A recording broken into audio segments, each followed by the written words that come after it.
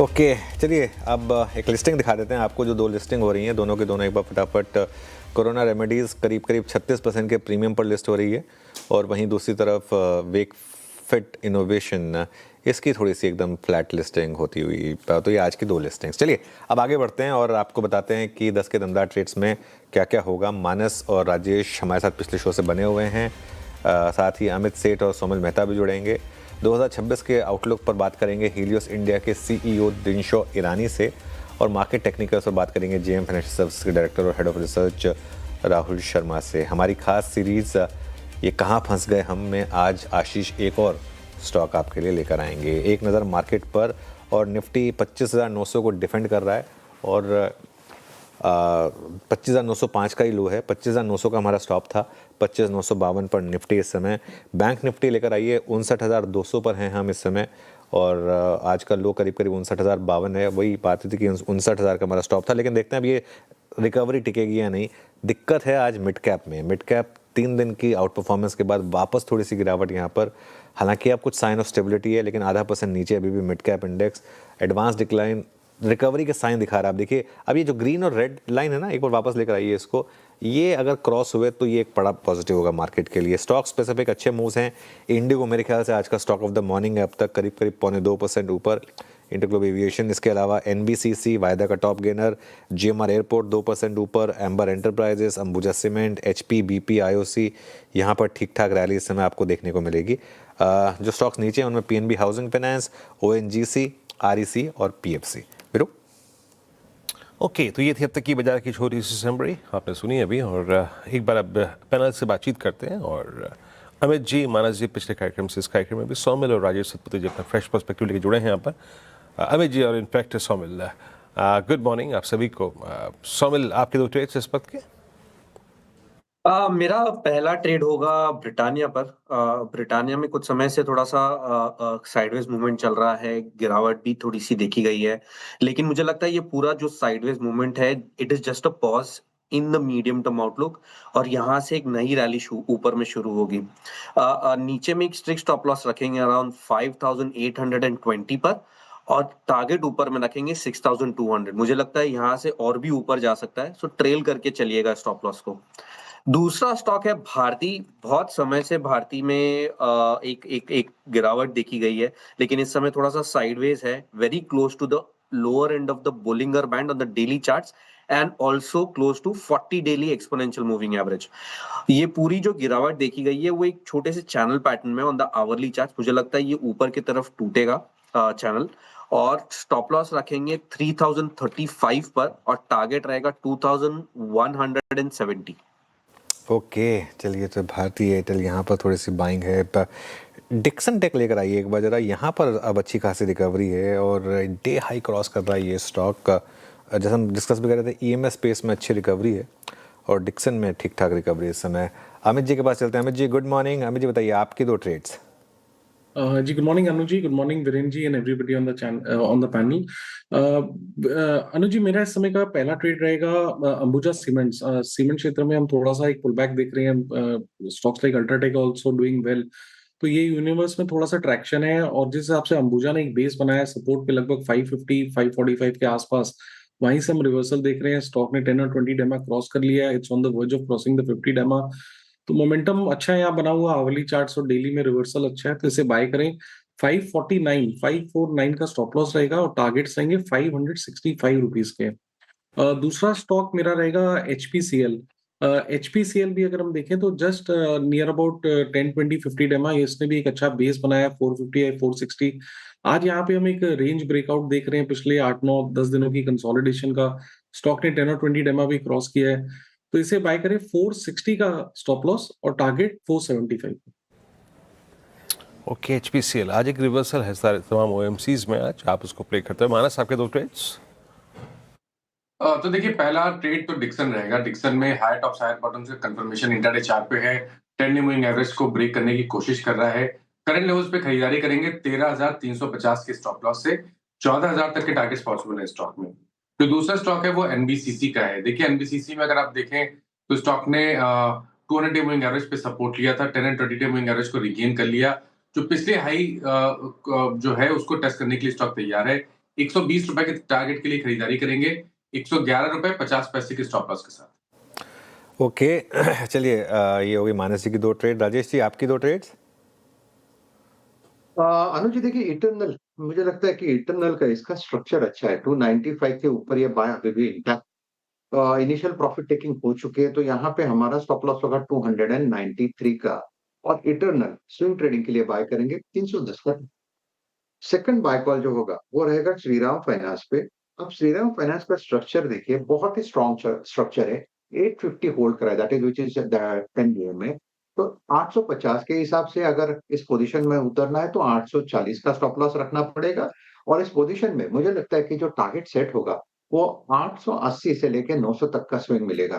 तो अगर short covering आनी है तो मुझे लगता है कि श्रीराम फाइनेंस एक अच्छा कैंडिडेट होगा। शॉर्ट कवरिंग श्रीराम फाइनेंस एक अच्छा कैंडिडेट यहाँ पे। अच्छा कुछ स्टॉक्स को और डिस्कस कर लेते हैं जो कि रिवर्सल दे रहे हैं, उसमें आज पार्टिसिपेट करना चाहिए नहीं करना चाहिए। ये सौमिल अल्ट्राटेक सीमेंट को आप कैसे रीड कर रहे हैं? ये एक एफर्ट कर रहा है टू रीगेन ऑल एवरेजेस और आज 200 EMA को स्ट्राइक करता हुआ 11,500-755 वही एग्जैक्टली प्राइस है। यहाँ पे आपका टेक क्या? और ये सिर्फ आज का हाल नहीं है, ये पिछले 3 दिन से कर रहा है सही। एब्सोल्युटली वीरू। अगर आप देखें अल्ट्राटेक सीमेंट, ग्रासिम, मैंने लास्ट वीक रैमको सीमेंट भी दिया था कैश कॉल में। ये सारे स्टॉक्स बहुत अच्छा कर रहे हैं in the last couple of weeks. UltraTech cement थोड़ा सा लैग कर रहा है खाली 3 दिन से, लेकिन ग्रासिम देखिए और अगर आप रैमको सीमेंट देखेंगे बहुत अच्छा कर रहे हैं, एवरेजेस के ऊपर चल रहे हैं, high top high bottom formation बन रहा है। Very specifically to UltraTech cement इस समय 200 डेली एक्सपोनेंशियल मूविंग एवरेज के बराबर आसपास ट्रेड कर रहा है, विच इज 11,827। अगर यहाँ इसके ऊपर थोड़ी सी क्लोजिंग आ जाती है, थोड़ा सा सस्टेन हो जाता है, फिर मुझे लगता है कि फिर से ये अप ट्रेंड रिज्यूम करेगा, यहाँ से एक ब्रेकआउट मिलेगा और यहाँ से फिर से एक 12,400 12,700 तक के टारगेट्स देखे जा सकते हैं इस स्टॉक में। नीचे में जो क्रूशियल सपोर्ट्स है 20 डेली मूविंग एवरेज पर है, विच इज 11,600। इसके नीचे मैं एक्सपेक्ट नहीं कर रहा हूँ स्टॉक को, तो ब्रेकआउट पे खरीदे। बाकी Grasim and Ramco cement looking great, fresh खरीदारी भी कर सकते हैं यहाँ पर। ओके चलिए मीनवाइल वो डिक्सन की बात की थी, मानस जी ने ट्रेड भी लिया, उसमें शानदार रिकवरी और 13,600 पर तो आ गया वो स्टॉक का। अब देखते हैं यहाँ से कहाँ तक जाएगा। पर श्रीराम फाइनेंस ये भी पिक किया गया पैनल ने, यहाँ पर भी अच्छी खासी अब रिकवरी है, हालांकि अभी भी डे हाई से थोड़ा दूर है लेकिन ठीक ठाक मूव्स यहाँ पर आ रहे हैं। इसके अलावा आईओसी देखिए आप, एचपी बीपी आईओसी इन तीनों स्पेस में अच्छे मूव्स, बीपीसीएल एचपीसीएल ये भी दोनों इस समय अगर आप देखें तो अच्छा मोमेंटम इस समय दिखा रहे हैं। ये चलिए काम करते हैं, अब राहुल शर्मा जी को जोड़ लेते हैं हमारे साथ, जेएम फाइनेंशियल सर्विसेज के डायरेक्टर और हेड ऑफ रिसर्च हैं, इनसे बात करेंगे। Rahul ji good morning. राहुल जी क्या व्यू रहेगा मार्केट पर? एक सेंस बन रही है क्या कि एक जो वर्स्ट फेज था वो मार्केट का खत्म हुआ, या फिर ये जो जोन है 26,000 26,200 के यहाँ पर अभी भी अटकने का रिस्क रहेगा? गुड मॉर्निंग अनुज जी और वीरेंद्र जी। देखिए सबसे पहले तो निफ्टी का जो विक्स है, इंडिया विक्स जिसे हम बोलते हैं, वो 10 के आसपास है और साथ में दिसंबर का सेकेंड हाफ। निफ्टी का अगर हम एडीएक्स देखें यानी कि जो मोमेंटम इंडिकेटर है वो 14 के नीचे है। सो ये सब देख के ऐसा लग रहा है कि निफ्टी शायद बड़े तरीके से एटलीस्ट अगले 10 दिन में 15 दिन में बड़ा मूव ना दे, range bound movement Nifty continue रखे। एक साइड में हमने देखा कि ओवरऑल मार्केट लीडरशिप लैग कर रहा है, but at the same time मंदी में भी लीडरशिप नहीं है, यानी कि ऐसा कोई डिसाइसिव इंडेक्स कंपोनेंट नहीं है जो निफ्टी को बड़े तरीके से नीचे ड्रैग कर रहा है। तो हमारा ये आउटलुक है कि Nifty broadly, Nifty bank Nifty में रेंज बाउंड दायरा ट्रेड रहेगा। इनफैक्ट एक पेयर ट्रेड इंटरेस्टिंग यहाँ पर डेवलप होता हुआ दिख रहा है। अगर हम bank Nifty divided by Bank Nifty का रेशियो चार्ट देखें तो ऐसा लग रहा है कि निफ्टी यहाँ पर कैचअप कर सकता है, बैंक निफ्टी शायद साइडवेज रह सकता है। तो Nifty buy short Bank Nifty ऐसा एक पेयर ट्रेड यहाँ पर निकल के आ रहा है, क्योंकि रेंज बाउंड मार्केट्स है और ये एक ऐसा पेयर है जो पिछले 3-4 हफ्तों से काफी यहाँ पर पेयर में करेक्शन देखने को मिला है। तो आने वाले कुछ सेशंस में हमें लगता है कि निफ्टी आउट परफॉर्म करता हुआ दिख सकता है as compare to Bank Nifty. और ओवरऑल निफ्टी में जो क्रूशियल सपोर्ट है 25,700 स्पॉट में और ओवरऑल ऊपर में ब्रेकआउट के लिए 26-300 का जो लेवल है ये निकालना जरूरी है किसी तरीके से डिसाइसिव मूव आने के लिए। तब तक I think stock specific focus रखें, स्टॉक स्पेसिफिक ट्रेड्स रखें, इंडेक्स पे as an option writer I think यहाँ पर अच्छे मौके बनते हुए दिख रहे हैं। ओवरऑल दूर के कॉल पुट बेचकर यहाँ पर मार्केट में पार्टिसिपेट किया जा सकता है। ओके, चलिए पेयर ट्रेड की बात हो गई। राहुल जी, सबसे ज़्यादा जो दिक्कत रही मार्केट में वो थी ईएमएस स्पेस में, डिक्सन, एम्बर, केन्स, ये सब। यहाँ कुछ साइंस हैं क्या बॉटमिंग के? जी हाँ, बिल्कुल। हमने देखा कि लगातार खास करके डिक्सन हुआ, यहाँ पर हमने देखा कि काफी वॉल्यूम बेस्ड रिकवरी देखने को मिली है। पिछले वीक में थर्सडे को ये रिकवरी शुरू हुई है और एज ऑफ नाउ हमें लग रहा है कि 14,400 14,500 तक का बाउंस बैक यहाँ पर कंटिन्यू हुआ दिख सकता है। आई थिंक यहाँ पर ऐसे मार्केट में ये ज्यादा जरूरी हो जाता है कि जो रिलेटिव स्ट्रेंथ है स्टॉक्स में वहां पर फोकस ज्यादा की जाए। तो अगर फाइनेंशियल्स में देखें तो श्रीराम फाइनेंस का सेटअप हमें काफी मजबूत यहाँ पर दिखाई देता है। फॉलिंग मार्केट में भी ये स्टॉक ने अपने 20 दिन के मूविंग एवरेज को नहीं तोड़ा। लगातार ये साइडवेज कंसोलिडेट कर रहा है पिछले 8-10 दिन की वोलेटिलिटी में, और हमें लगता है कि अब ये स्टॉक तैयार है ऊपर में 900 से लेकर 930 तक के टारगेट्स हिट करने के लिए। तो पोजिशनल बेसिस पर श्रीराम फाइनेंस को बाय किया जा सकता है। 814 का एक स्टॉप लॉस लगाए, और हमें लगता है कि जो एक ऐसे फॉलिंग मार्केट, ऐसे नॉन डायरेक्शनल मार्केट में जो स्टॉक्स ने स्ट्रेंथ बनाई रखी है वहां पर फोकस करेंगे तो ट्रेडिंग कंफर्टेबल भी होगी और at the same time profit होने के भी चांसेस हाईयर है। राहुल जी, ये आईसीआईसीआई बैंक और एचडीएफसी बैंक पे आपका टेक क्या है? आईसीआईसीआई बैंक प्रेशर क्रिएट कर रहा है हर बार जब 59,500 पे आपका निफ्टी एक अटैम्प्ट करता है निफ्टी बैंक, उस वक्त सबसे बड़ा फेलियर जो है इसको आईसीआईसीआई बैंक का ही फेस करना पड़ता है। आईसीआईसीआई बैंक आपकी स्क्रीन पे आज भी 1366 पे बिलो 200 डे एक्सपोनेंशियल एवरेज, इसे कैसे अप्रोच कर रहे हैं आप? जी हाँ, अब तक तो प्राइवेट बैंक्स में करेक्शन नहीं देखा था हमने, लेकिन खास करके पिछले कुछ दिनों के मूवमेंट के बाद, खास करके जब 50 दिन का मूविंग एवरेज दोनों आईसीआईसीआई और एचडीएफसी बैंक ने ब्रेक किया है, इसे देख करके ऐसा लग रहा है कि बैंक निफ्टी में थोड़ी सी यहाँ पर सेलिंग प्रेशर होता हुआ दिख सकता है। और खास करके आईसीआईसीआई बैंक का अगर हम बात करें तो 1350 के नीचे एक फ्रेश ब्रेकआउट स्टॉक में बना हुआ है, और 1350 अगर ब्रेक होता है तो मुझे लगता है कि बहुत जल्द हमें नवंबर के लोज यानी कि तकरीबन 1317 1315 के आसपास का जो नवंबर का लो था वो टेस्ट करता हुआ दिखेगा। तो क्लियरली यहाँ पर बायस जो है वो बेरिश है, की मूविंग एवरेजेस के नीचे ट्रेड कर रहे हैं, और जो हमारा व्यू भी है कि Nifty buy Bank Nifty sell इस रेशियो ट्रेड में भी ये जो सेटअप है खास करके प्राइवेट बैंक्स का काफी सहायक प्रूव होता हुआ दिख सकता है। तो ऐसे बैंक और एचडीएफसी बैंक दोनों में एटलीस्ट शॉर्ट टर्म के लिए यहाँ पर सेलिंग प्रेशर आता हुआ दिख रहा है। आईसीआईसीआई बैंक, एचडीएफसी बैंक में दोनों में शॉर्ट टर्म पर्सपेक्टिव से एक प्रेशर आता दिख रहा है आपको, और प्रेशर पॉइंट्स क्या हैं? बीएससी आज थोड़ा सा बैकफुट पे है, और ऑटो स्पेस में आज एमएनएम, आयशर मोटर्स दोनों ही काउंटर्स बैकफुट पे है। इवन अब भारत फौज को देखिए, ये बैकफुट पे आके ट्रेड कर रहा है। और एग्रेसिव बास्केट जो की थी वो थी फार्मा में CDMO players and Laurus in that category. Rahul ji, Laurus को आपका टेक किया 1004, I mean best performing stock in pharma, entire pharma, 20 DEMA के आसपास मिलता हुआ। आपको लोअर प्राइसेस पे री एंट्री की अपॉर्चुनिटीज कहाँ नजर आ रही हैं? ये देखिए, नवंबर में भी ये स्टॉक ने अपने 20 दिन के मूविंग एवरेज के आसपास सपोर्ट लिया था। वापस हमने देखा कि स्टॉक आज के सेशन में तकरीबन ये 20 दिन के मूविंग एवरेज के पास ट्रेड कर रहा है। ओवरऑल आई थिंक ये वन ऑफ दो स्टॉक्स है जो काफी स्ट्रांग है फार्मा स्पेस में, और अभी भी यहाँ पर किसी तरीके का सेलिंग, वॉल्यूम बेस्ड सेलिंग देखने को नहीं मिल रहा है। तो री एंट्री मेरे हिसाब से 8,990,000 रुपीज के रेंज में इसे अक्यूमुलेट करे। 970 का स्टॉप लॉस रहेगा, और बाउंस बैक में मुझे लगता है कि अगला टारगेट 1040 तक का आता हुआ दिख सकता है। इमीडिएट ट्रेड नहीं है, लेकिन पोजिशनली मुझे लगता है कि यहाँ पर रिस्क रिवॉर्ड लॉन्ग्स के लिए फेवरेबल है, और ओवरऑल एज अ डिफेंसिव भी ये थीम एक अच्छा ट्रेड की तरह प्ले आउट करते हुए दिख सकती है। ऑलराइट राहुल जी, बहुत बहुत शुक्रिया आज हमारे साथ जुड़ने के लिए और इन सब टॉपिक्स पर अपना व्यू सामने रखने के लिए। चलिए आगे बढ़ते हैं। हमारी खास सीरीज़ ये कहाँ फंस गए हम, जिसमें हम उन मिड कैप और स्मॉल कैप के बारे में बता रहे हैं जो निवेशकों को रुला रहे हैं और जहाँ पर काफ़ी लोग फंसे हुए हैं। आज बात करेंगे ड्रीम फोक्स की। एक बार चार्ट लेकर आइए ड्रीम फोक्स का। जी हाँ, एक साल में 73% ये स्टॉक गिर चुका है और अपने हाई से करीब करीब 87% ये स्टॉक फिसल चुका है। चलिए आशीष के पास चलते हैं और जानते हैं कि क्यों इस स्टॉक में इतनी बड़ी गिरावट आई। आशीष, गुड मॉर्निंग। मॉर्निंग। और इस स्टॉक में तो देखें तो बड़ी नहीं भयानक गिरावट आपको देखने को मिली है। सारा जो क्रेज था स्टॉक का पूरा खत्म हो गया है। एक साल में अगर आप देखें तो बड़ी गिरावट यहाँ पर नजर आई 87%। पिछले 6 महीने में देखें तो 73% का कट यहाँ पर आपको देखने को मिला।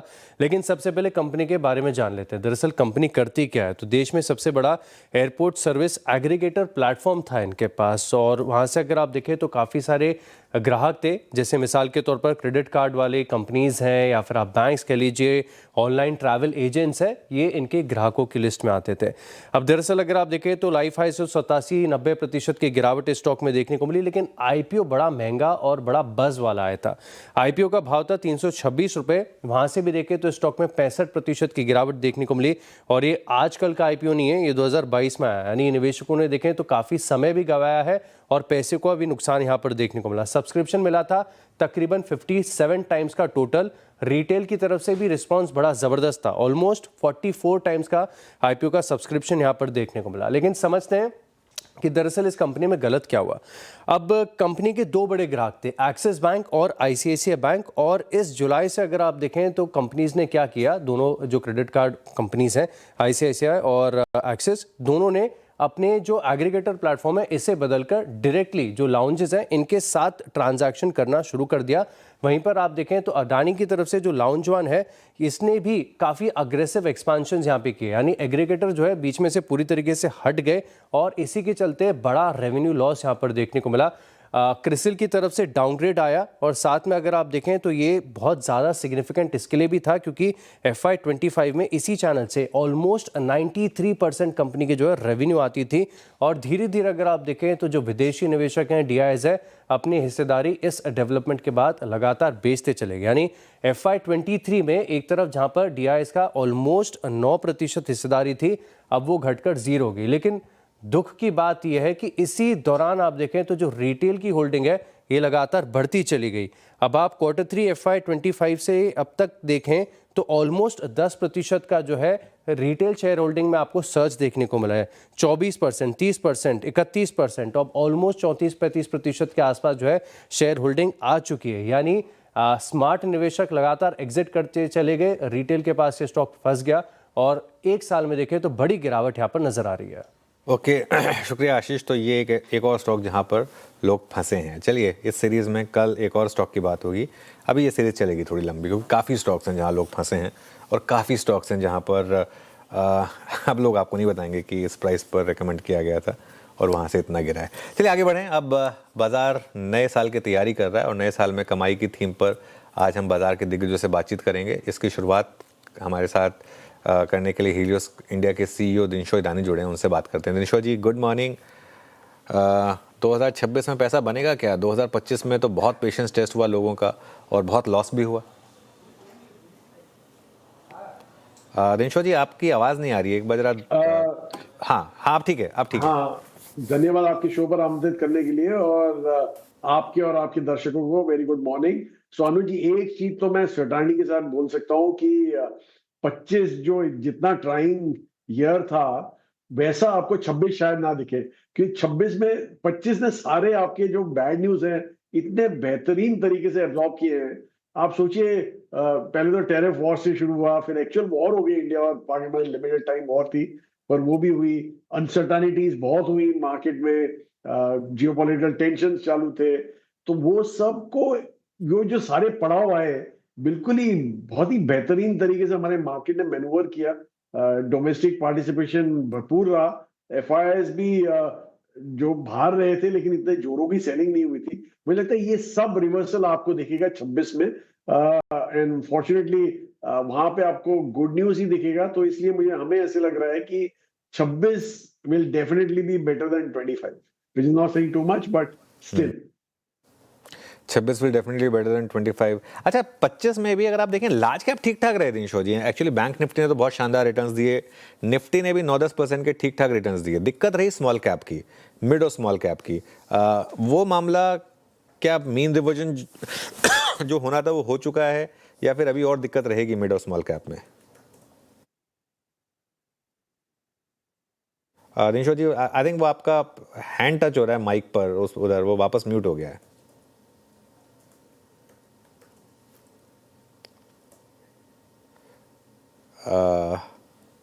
भी सुनाई दे रहा है अनुज जी? हाँ हाँ बिल्कुल, गो अहेड। हेलो, हाँ गो अहेड, सुन रहे हैं अब हम। सुनाई दे रहा है? हाँ जी। अच्छा, हाँ जी। तो मैं ये बोल रहा था आपको कि एक्चुअली ये जो सवाल आपने पूछा, हम भी वही अपने आप को पूछ रहे थे जब हमने हमारा स्मॉल कैप लॉन्च करने का सोचा था, जो हमने लॉन्च कर दिया और अच्छा पैसा भी कलेक्ट किया वहां पे।